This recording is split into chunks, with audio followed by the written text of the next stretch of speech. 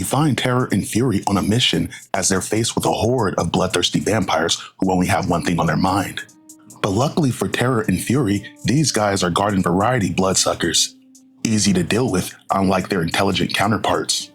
Terror proceeds to engage the vampires, violently impaling one of them, while Fury starts making quick work of the vampires with her whip, even violently impaling the vampires with her bare hands. But although Terror is enjoying the thrill of ripping apart these bloodsuckers, Terror is not himself.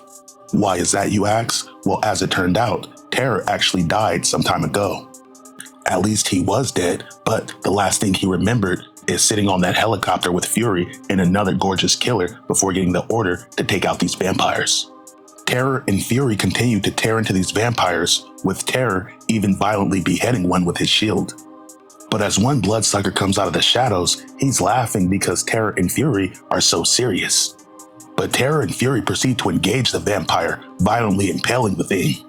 But this vampire seems to be a lot stronger than the rest, as he's shirking off damage and giving them a real fight.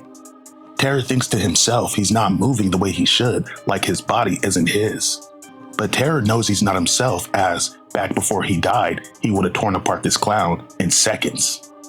Terror thinks to himself that if Fury wasn't here, he might have actually taken some real damage, as Fury mounts the bloodsucker and Terror violently impales the thing.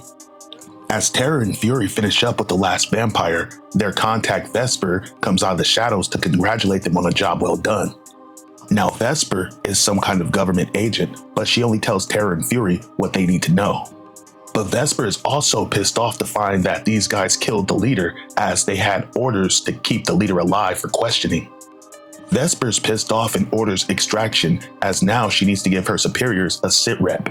But elsewhere, several miles away, we see one of the vampire goons has gotten away and managed to rendezvous with his master. The vampire delivers a serum to his master, and his master states that once this serum is perfected, they'll no longer need to hide in the dark, and it will take much more than a stake in the heart to kill them.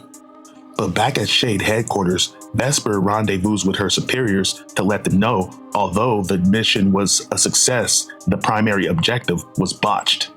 Vesper's superiors obviously pissed off, but Vesper still stands in defense of her team.